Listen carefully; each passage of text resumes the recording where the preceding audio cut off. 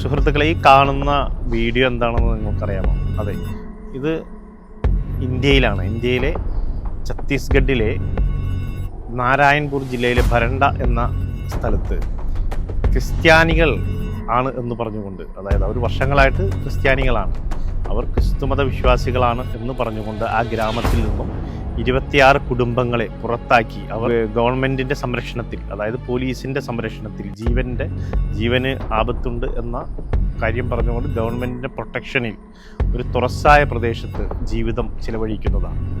അതെ, അവർക്ക് ഗ്രാമത്തിലേക്ക് തിരിച്ചു പോകാൻ യാതൊരുവിധ മാർഗവുമില്ല. ആർട്ടിക്കിൾ 25 പ്രകാരം ഇഷ്ടമുള്ള മതം സ്വീകരിക്കാനും അത് ആചരിക്കാനും അത് പ്രചരിപ്പിക്കാനുമുള്ള അവകാശം ഇന്ത്യൻ ഭരണഘടന ഉറപ്പു നൽകുന്നു. അതൊന്നും സംഘപരിവാറിനോ RSSനോ ഒന്നും യാതൊരുവിധ മാനദണ്ഡവുമല്ല. അവർ മനുസ്മൃതിയുടെ നിയമങ്ങൾ നടപ്പിലാക്കുക തന്നെ ചെയ്യുമെന്ന ഉത്തമ നിശ്ചയദാർഢ്യത്തിലാണ് ഉള്ളത്.